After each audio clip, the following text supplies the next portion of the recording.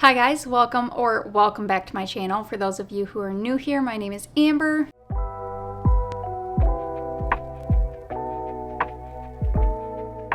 Today, we're doing a book haul.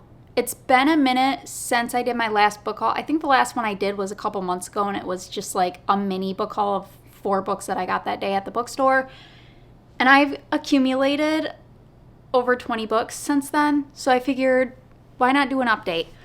Most of these have came from garage sales, so some of them still have the stickers on them, but you know. Getting right on into it, the first one I got is the All Souls trilogy. I don't really know too much about this trilogy other than I've seen it on TikTok a lot, and I've had it on my want to read on Goodreads for a long time. I just never got around to it, and they were $1 a piece, so I was like, yeah, I'm gonna pick them up. I'll just read the synopsis of the first book in the series. It says, deep in the heart of Oxford's Bodleian Library, Diana Bishop, a young scholar and the descendant of witches, unearths an enchanted alchemical manuscript.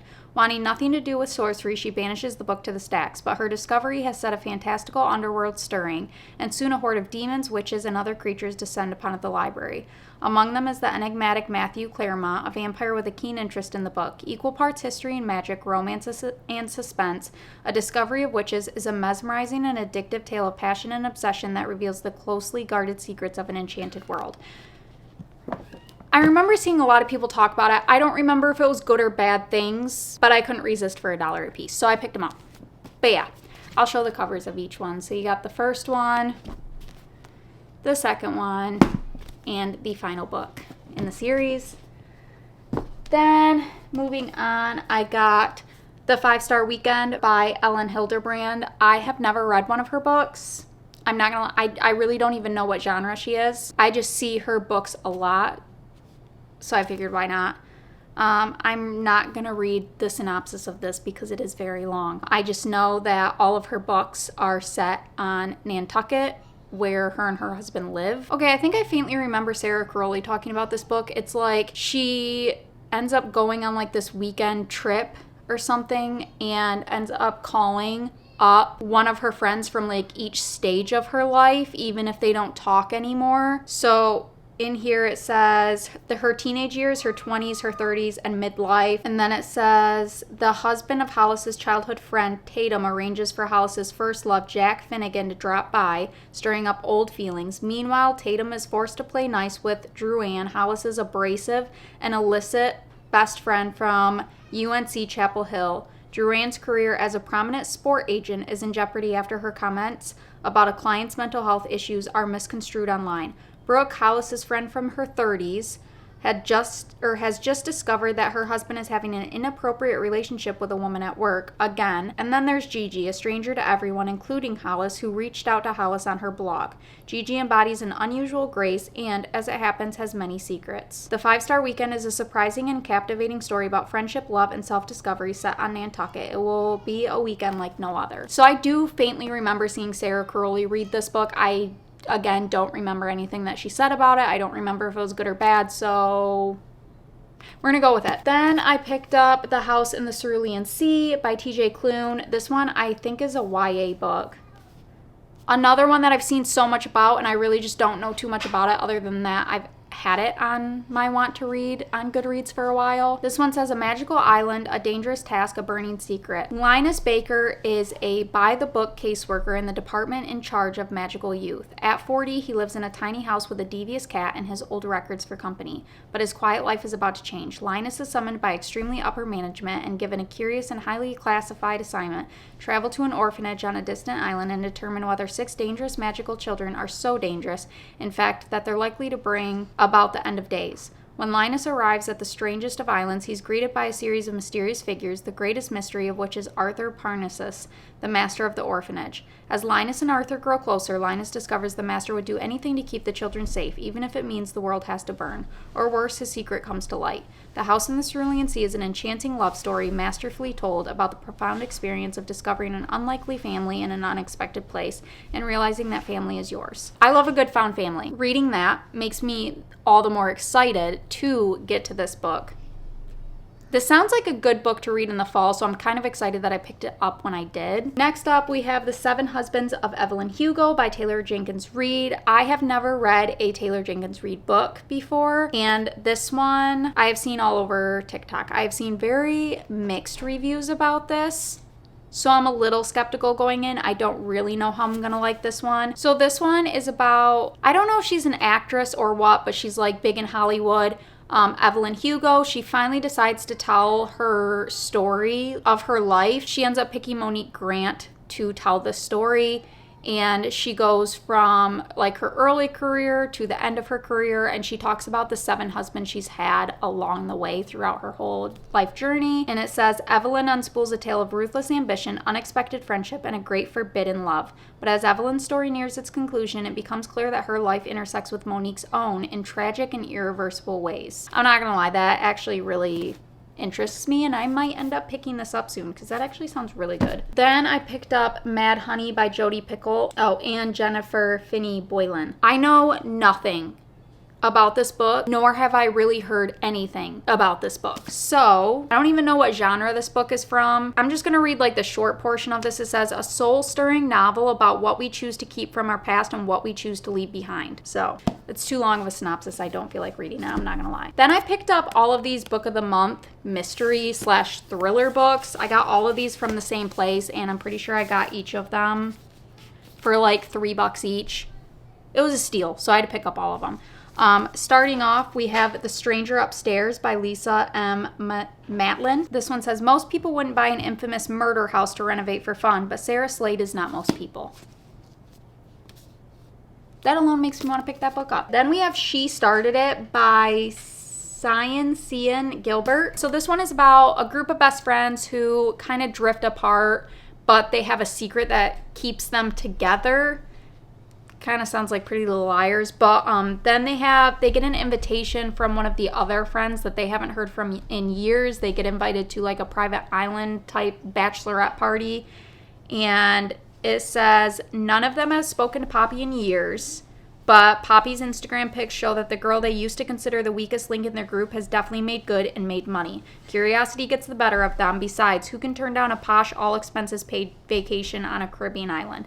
The first-class flight and the island's accommodations are just as opulent as expected, even if the scenic island proves more remote than they'd anticipated. There's no cell service and no other guests. The women quickly discover they've underestimated Poppy and each other. As their darkest secrets are revealed, the tropical adventure morphs into a terrifying nightmare. That sounds really good too. Then we have Darling Girls by Sally Hepworth. So this one, you're following 3 girls who got rescued from family tragedies by a foster mother, and they lived on a farming estate and given an exclusive second chance at a happy family life. And then it says, but their childhood wasn't the fairy tale everyone thinks it was. Miss Fairchild had rules. Miss Fairchild could be unpredictable and was never ever to be crossed.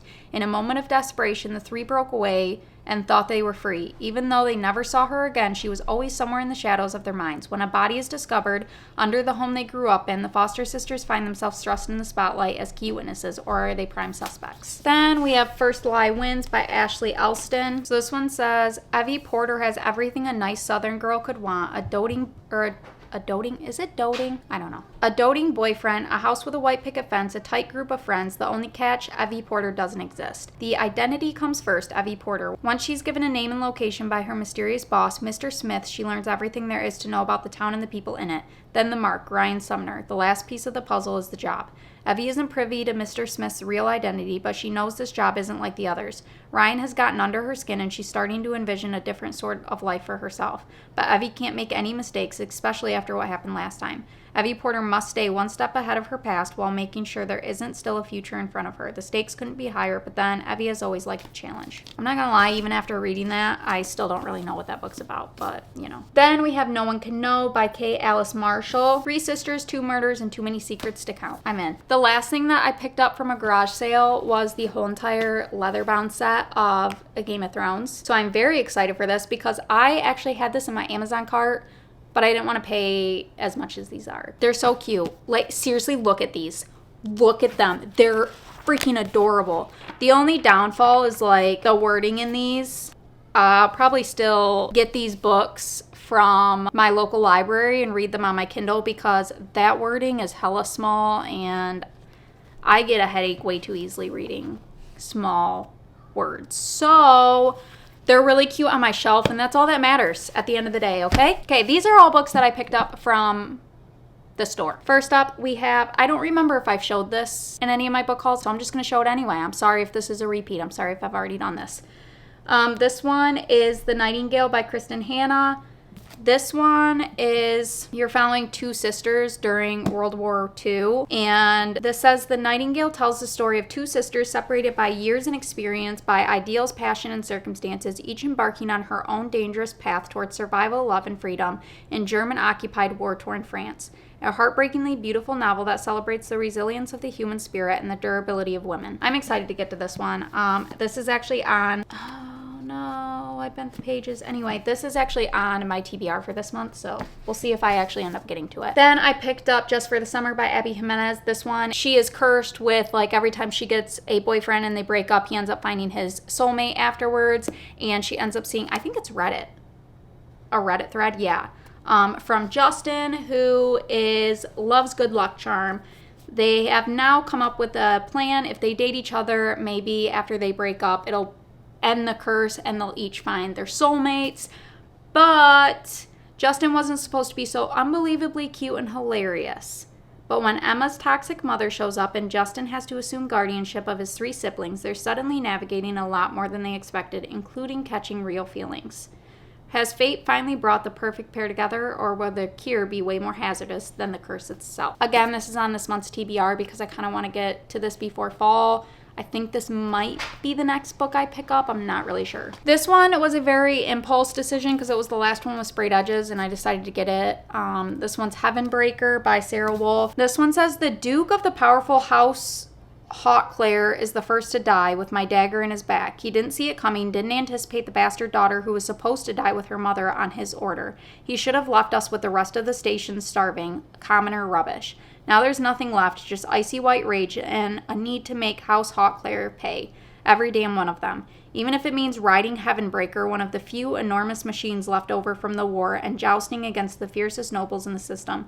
Each win means another one of my enemies dies, and here in the cold terror of space, the machine and I move as one, intent on destroying each adversary, even if it's someone I care about, even if it's someone I'm falling for. Only I'm not alone, not anymore, because there's something in the machine with me, something horrifying, something more, and it won't be stopped. And the final one is 5 Broken Blades by May